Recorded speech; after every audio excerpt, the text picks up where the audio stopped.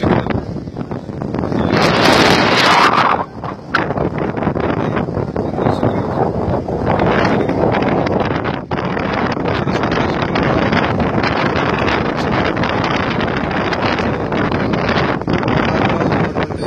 ఇక్కడ ప్రాంతాన్ని చూడడానికి చేసి అలలు ఉధృతంగా ఎగిసిపడుతున్నాయి.